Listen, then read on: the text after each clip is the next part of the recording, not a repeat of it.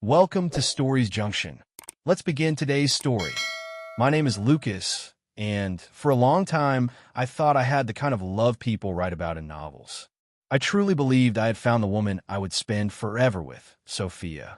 She wasn't just my girlfriend, she was my future. From the moment we met, everything seemed to fall into place, like the universe had orchestrated our meeting with precision. It all started at a wedding, a celebration of love that, ironically, set the stage for what I thought would be my own. I was there for the groom. She was there for the bride. It was one of those elegant, candlelit receptions, the kind where everyone is dressed to impress. Music hums softly in the background, and laughter fills the air. One moment, I was sipping champagne, minding my own business, and the next, I was caught up in a conversation with the most captivating woman in the room. Sophia had a way about her, an effortless charm, a presence that made it impossible to look away. Her laughter was soft yet intoxicating, her eyes full of mischief and intrigue. By the end of the night, we had exchanged numbers, and just like that, something began. At first, it was casual, a few texts, a couple of lighthearted jokes, nothing too serious. But then the messages became a daily ritual.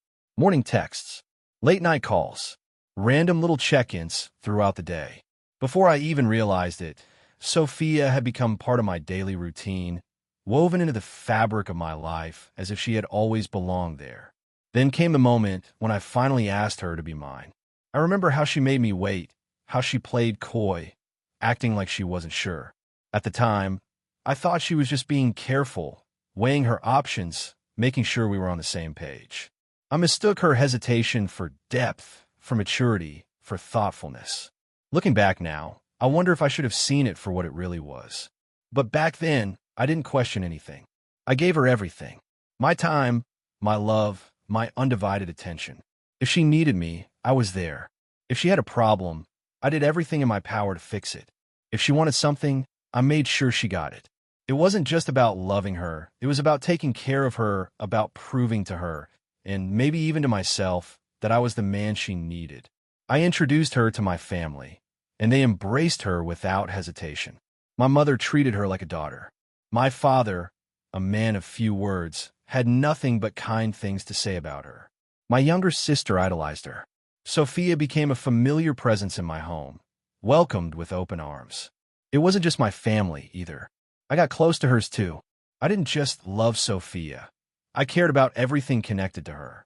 If her parents needed help with something, I was there.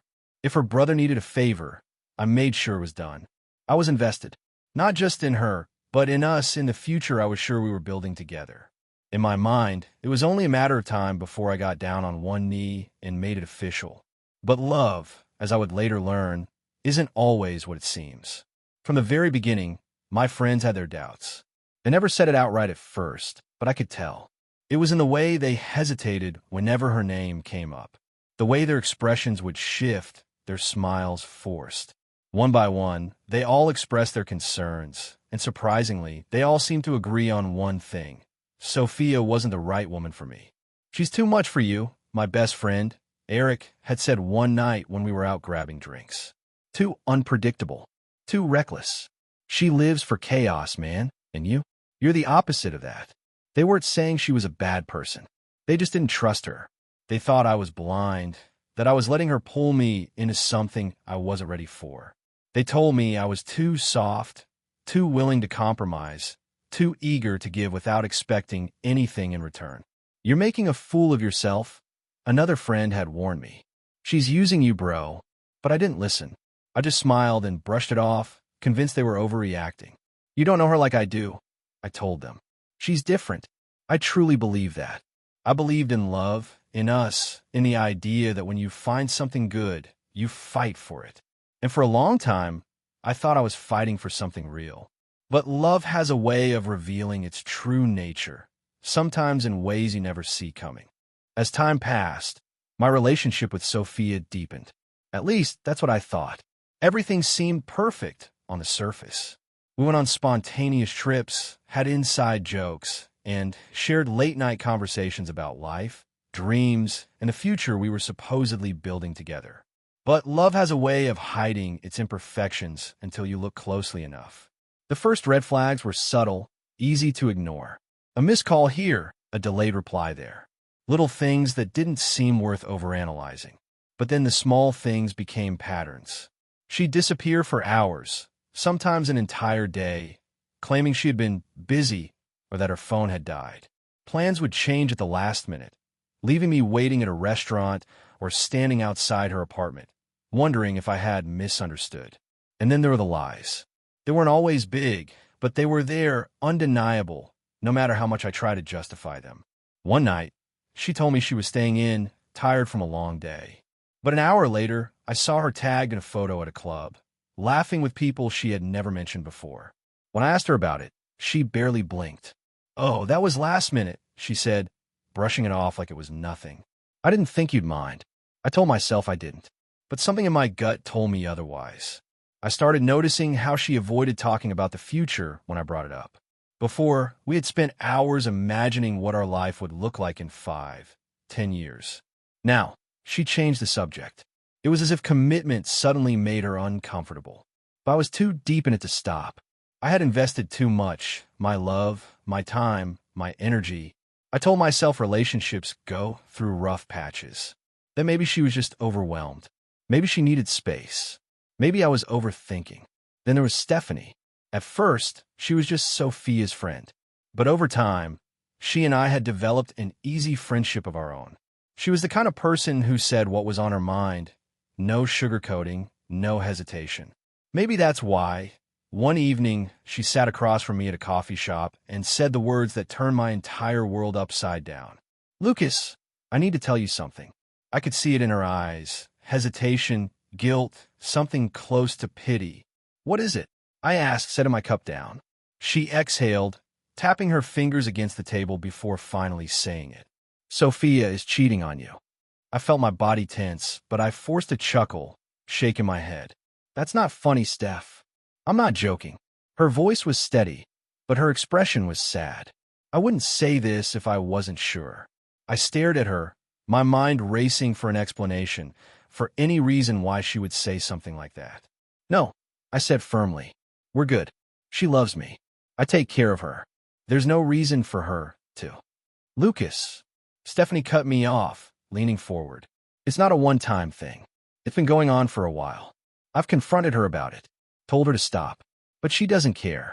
If anything, she's only gotten bolder." My heart pounded. The cafe around me blurred, the voices of other customers becoming distant noise. This wasn't happening. It couldn't be. I let out a breathless laugh, shaking my head again. This is some kind of misunderstanding. But Stephanie didn't look away, didn't back down. "I wouldn't have told you if I wasn't absolutely sure." I searched her face for doubt, for anything that might suggest she was lying. But there was nothing, only honesty. I wanted to argue. I wanted to defend Sophia. But the truth was, somewhere deep inside, I had felt it coming. Still, I refused to believe it. "Lucas," Stephanie said gently, "I know you love her, but you deserve to know the truth." I swallowed hard, my throat dry. "What do you want me to do?" She hesitated before answering. "Find out for yourself." I wanted to brush it off, ignore Stephanie's words, pretend I hadn't heard them. But the thing about doubt is that once it takes root, it grows. I tried to go about my day like nothing had changed, but my mind wouldn't let me. Every text from Sophia felt different. Every time she canceled plans, I wondered where she really was. The warmth I once felt in our relationship had been replaced by a cold, gnawing uncertainty. I needed proof. So when Stephanie called me a few nights later, her voice urgent, I knew I had reached the point of no return. "Lucas," she said, "if you still don't believe me, go to her apartment right now. Don't tell her. Just go." I hesitated. "Steph, just do it," she interrupted. "And when you see what I see, don't say I didn't warn you." I sat there, staring at my phone, my mind racing. If I went, what was I expecting to find? If she was alone, I'd look like an idiot. But if she wasn't, I grabbed my keys and walked out the door. The drive to Sophia's place felt like it took forever.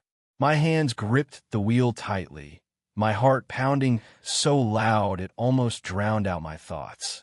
I kept telling myself that I was overreacting, that I'd knock on her door and she'd greet me with her usual smile, proving all of this was just paranoia. But deep down, I knew better. I pulled up outside her apartment and parked. The lights were on. I sat there for a moment, staring at the door, forcing myself to breathe. Then, without overthinking, I got out and walked up to it. It was locked, of course, but I had a spare key. I was her boyfriend, after all. I hesitated for just a second before sliding it into the lock and turning it. The door opened with a soft click. I stepped inside. At first, everything looked normal. The living room was just as I had left it the last time I was here. But then my eyes caught something. A man's jacket draped over the back of a chair. A pair of shoes too big to be mine. And then I saw it. A shirt on the floor. Jeans thrown over the couch. And next to them, Sophia's dress. I felt my stomach drop. I should have stopped there. Turned around. Walked away. But something inside me pushed me forward. I moved through the apartment like a ghost, my feet barely making a sound against the floor. As I neared the bedroom, I could hear them, muffled laughter, hushed whispers, the creak of the mattress. I pushed the door open, and there she was, Sophia, tangled in the sheets, her bare back exposed, sitting on top of him, his hands gripping her waist, her arms wrapped around his neck. They were so caught up in each other that they didn't even notice me. For a moment, I just stood there, frozen in place. My mind struggled to process what my eyes were seeing. This wasn't a suspicion anymore. This wasn't a misunderstanding. This was reality. I should have yelled, should have thrown something, should have made my presence known in a way that would shake the walls. But instead, I did the one thing I never thought I'd do. I reached into my pocket, pulled out my phone, and hit record. If this was happening, I needed proof. Finally, I cleared my throat. The reaction was instant. Sophia gasped, her entire body tensing as she scrambled for the sheets. Her eyes widened in horror as she turned to face me. The man beneath her shifted, looking over his shoulder, his expression unreadable. He didn't look guilty, just surprised, like he hadn't expected an audience. Silence stretched between us. My heartbeat was deafening. Then I found my voice. Why? Sophia hesitated. I could see her mind racing, trying to come up with an excuse, a lie, anything to soften the blow. But then something changed. Her lips pressed into a thin line.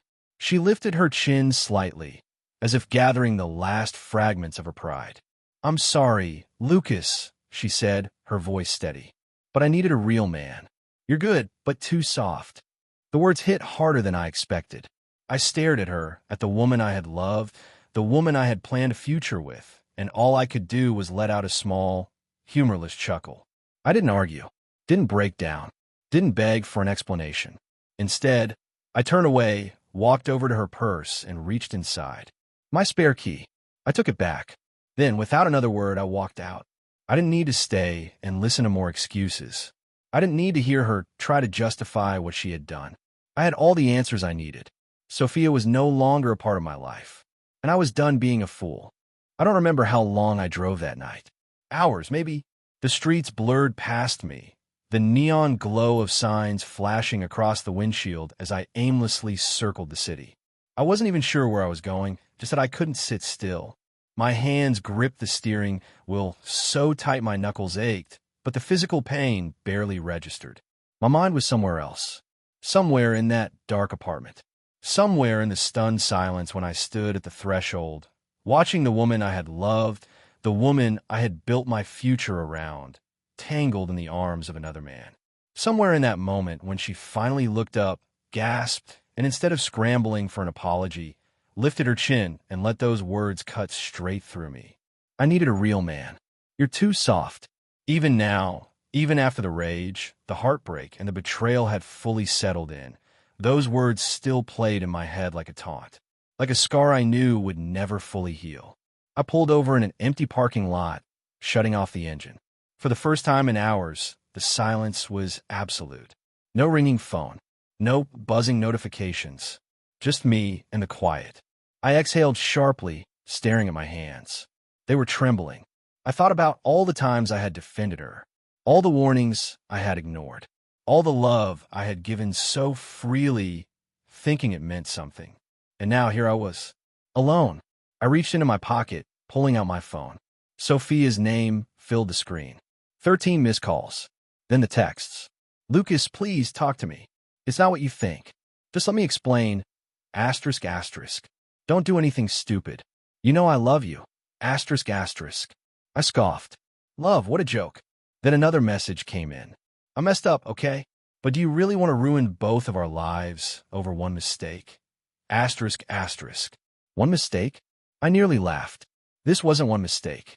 This wasn't a moment of weakness or an accident. This was a choice, one she had made over and over again. She just never thought she'd get caught. I clicked on my gallery. The video was there. Crystal clear. Undeniable. A part of me hesitated. This wasn't who I was.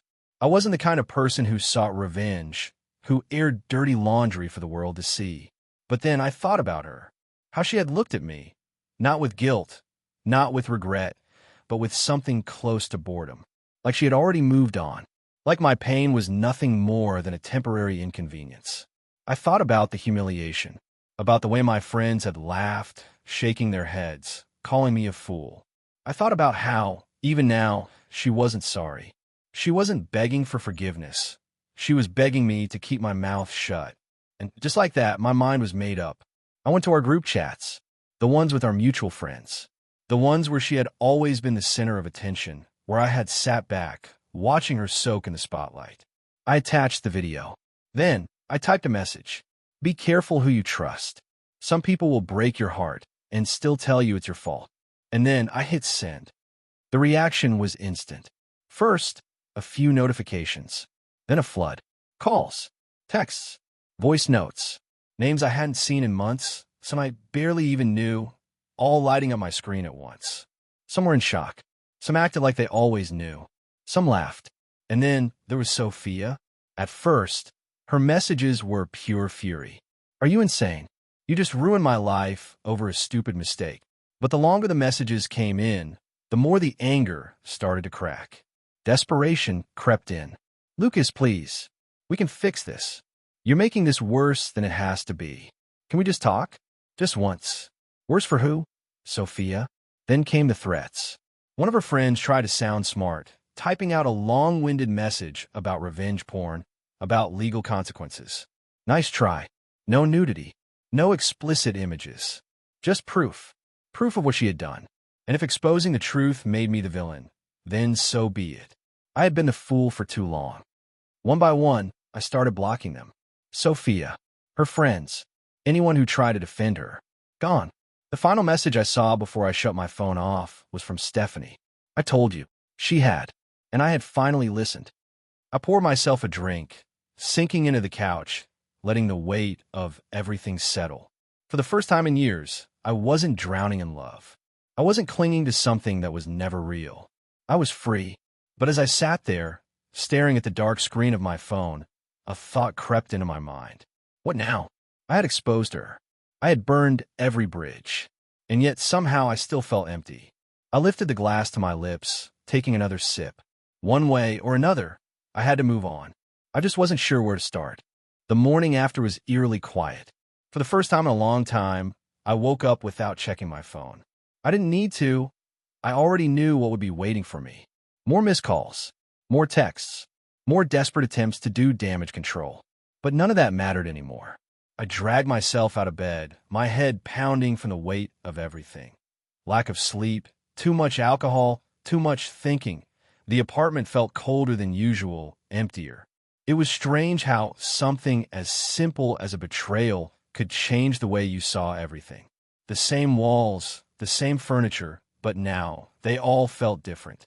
I had spent years building my life around Sophia, and now there was nothing left but silence. I stood in the kitchen, staring blankly at the coffee machine as it brewed. The smell filled the room, but I barely noticed it. My mind was elsewhere, running in circles, trying to make sense of everything. What now? I had spent so long being hers that I had forgotten what it was like to just be me. As expected, the fallout was messy. Sophia's friends tried to run damage control, scrambling to paint me as the villain, twisting the story into something that made her look like the victim. But there was no escaping the truth. The video had already done the damage. Some people call me petty. Some people said I went too far. But others? Others said, good. She got what she deserved. Regardless, one thing was certain, asterisk, asterisk, everyone knew, asterisk, asterisk. And Sophia? She went silent. For days, I didn't hear a word from her. No more calls. No more texts. It was as if she had finally realized there was nothing left to say. Then, one evening, a single message appeared on my screen. Sophia, asterisk. Asterisk. I hope you're happy. Asterisk. That was it. I stared at the words for a long time before locking my phone and tossing onto the couch. Was I happy? Not really, but I was free. I knew I couldn't stay in the same circles anymore. Everywhere I went, there were reminders. The cafe we used to go to. The mutual friends who still whispered about what had happened. The places that once held good memories but now only felt like landmines. So, I made a decision. I started fresh. Deleted old photos. Left the group chats.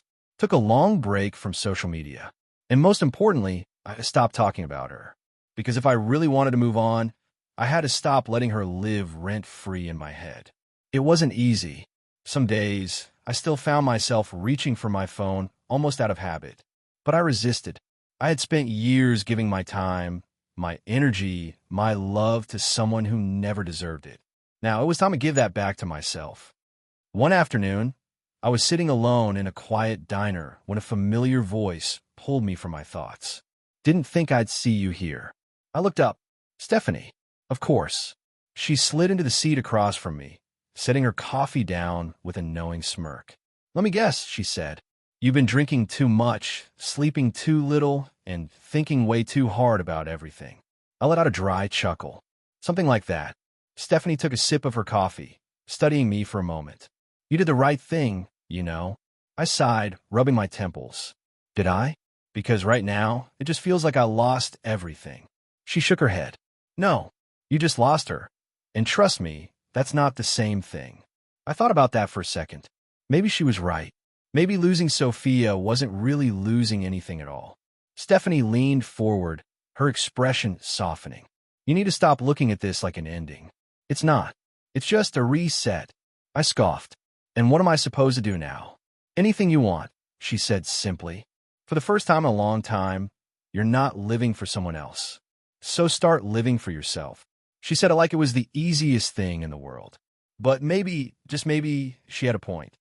The truth is, there was no magical moment of closure. No dramatic revelation that suddenly made everything okay. Moving on wasn't instant. It was a slow, painful process. It was waking up alone and reminding myself that being alone was better than being with the wrong person. It was resisting the urge to check her social media to see if she missed me, because deep down, I knew it didn't matter. It was learning to be okay with the silence, with the emptiness, with the idea that love wasn't supposed to feel like a fight for someone's attention. And day by day, little by little, it got easier. I started focusing on myself, going to the gym, picking up old hobbies, reconnecting with real friends, the ones who had been there all along. For the first time in years, I wasn't chasing something that was never meant for me. I was choosing myself. And if that made me selfish, then for once, I was okay with that. Because in the end, Sophia wasn't my happily ever after. She was just a lesson I had to learn. And now, I was ready for whatever came next.